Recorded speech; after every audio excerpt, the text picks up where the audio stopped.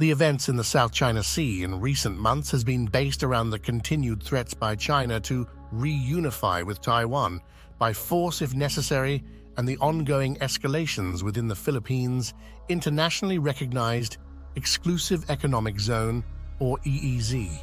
The Chinese aggressive claims in the region that are not recognized by most of the world have created a situation of a gathering alliance of disparate countries that all have a single goal to challenge China's claims at some level and tip the scale of power away from China in the Western Pacific.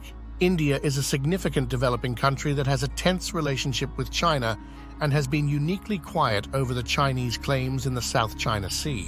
This past approach by India might be coming to an end, and it starts to weigh in on the South China issue and do so against China's interest. But why? India has a complex relationship with both China and the gathering alliance that is composed of Western-aligned countries. India is part of BRICS, Brazil, Russia, India, China, and South Africa, which is an organization that was formed by the 5 founding names in the title in 2009, but now comprise of 9 countries. The bloc is a formation of developing countries that want to challenge the order of the developed G7 countries. One of the purposes of the bloc is to counterbalance the traditional influence of the West when it comes to global trade and financing. So, India is in a formal agreement with China and shares many of the same goals of the BRICS organization. India and China have both been involved in the purchases of Russian oil that has been under sanctions since the West targeted Russian oil sales after its invasion of Ukraine. The two countries buy this Russian oil at a discount price, as Russia uses discounting to incentivize countries to buy Russian oil, despite the risk of antagonizing the West in its sanctions.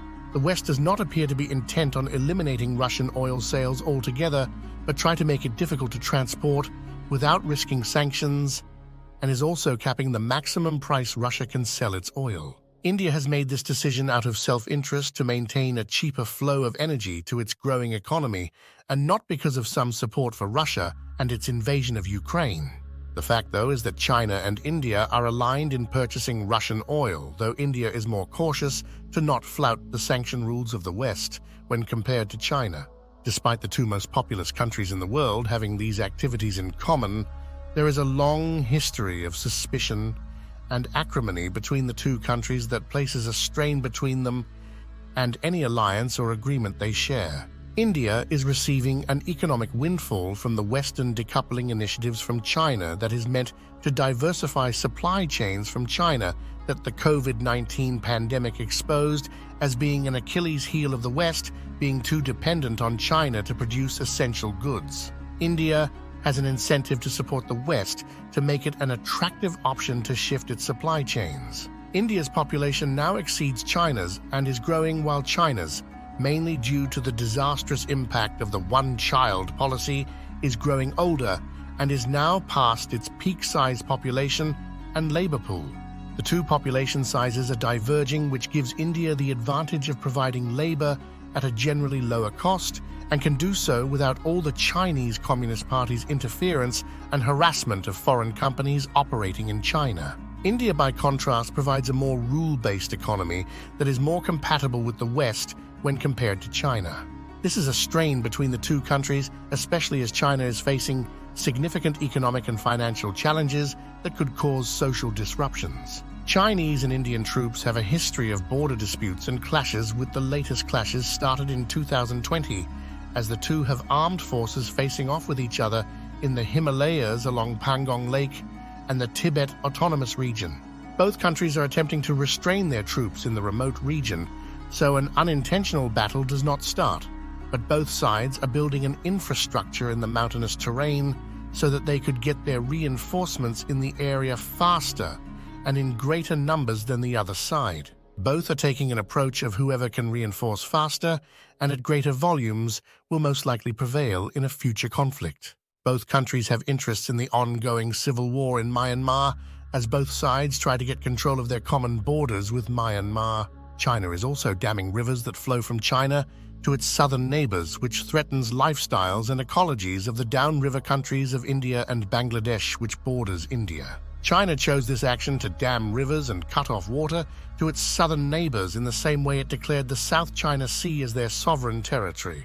China wanted the natural resources of the rivers, hydroelectric power, so it decided that it was the sole owner of the natural resources and was going to act in its own interest. Resources were found in the South China Sea, so China just declared its sovereign rights over it, so a pattern is being standardized by China. India has experienced the arrogance of China firsthand, and this is incentivizing it to get involved in the South China Sea.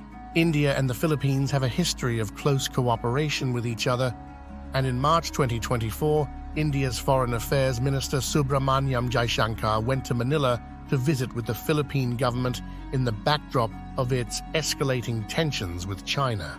The Mr. Jaishankar, ahead of his arrival, made the Indian government position clear in that it wanted a rules-based order in the South China Sea. The fact that India made the statement ahead of a visit to Manila while the escalating tensions are at their highest point over conflicting stances in the region is telling. It has created questions if India is trying to influence the strategic balance in the region away from China. This position aligns with the Philippines and Western-aligned countries and demonstrates that India is taking a side in the region that is contrary to China's position. India stated that both countries had a deep interest in a free and inclusive Indo-Pacific Ocean, which is contrary to China's declaratory sovereign claims over the South China Sea.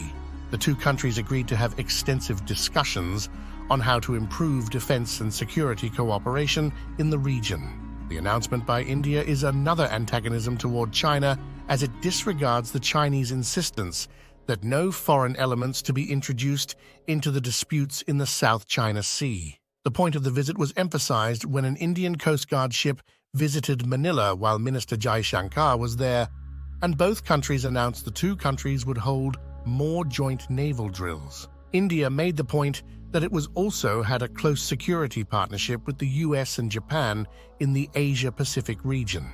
India also made a controversial decision to sell BrahMos supersonic cruise missiles that were developed as a joint project with Russia to the Philippines. India had not offered the sales in the past because it did not want to upset China. The erosion of the situation in the South China Sea and China's predatory approach to territorial claims across the globe, including to India's security and economic interests, has created a change to the Indian calculus. India has not limited itself to the Philippines, but has entered into agreements with Vietnam to provide military support to them as well. Vietnam, like the Philippines, has territorial issues with China in the South China Sea and the Gulf of Tonkin, and is impacted by China's decision to dam rivers. So India is entering the disputes in the region, but it is unclear how far it will go. Will it limit itself to only providing arms and support to countries with disputes with China, or will it weigh in more directly with a military presence in the region? India has two primary focuses for its naval forces, and that is the promotion of free access to the South China Sea to promote its economic growth, and China's action in the South China Sea threatens that goal. The other is for it to remain the preeminent naval power in the Indian Ocean, so having a physical and ongoing presence in the South China Sea dispute could compromise that position. India must be aware that China is creating a naval presence in the Indian Ocean through port agreements to operate the People's Liberation Army Navy in Myanmar and Pakistan. The issue for India is that these two goals can become diametrically opposed to each other if the Chinese decide to close the South China Sea and threaten India's economic growth while the Indian Navy stays concentrated in the Indian Ocean and not defy any aggressive Chinese action in the South China Sea. At some point, India may have to choose to get involved directly or rely on countries it supports with weapons and training to keep the maritime route open for its economy. The Indian government by nature is cautious when it comes to foreign entanglements, especially with a powerful China. It knows that it cannot defeat China on its own, and it needs more time to grow its economy to become a peer threat to China. Supporting the Western-aligned nations to establish freedom of navigation and supporting Western Chinese decoupling efforts will both help Indian long-term economic growth, so India does have a motivating interest to choose a side to help it achieve its goals. On the other hand, India does not allow itself to be cowed by China when it sees that its self-interests are served as well by willing to mirror Chinese aggression as it does in the Himalayas. It will continue to work with China in attaining the goals of BRICS or cooperate with China to purchase Russian discounted oil because it again serves the Indian long-term goal of economic expansion, which largely comes at China's expense.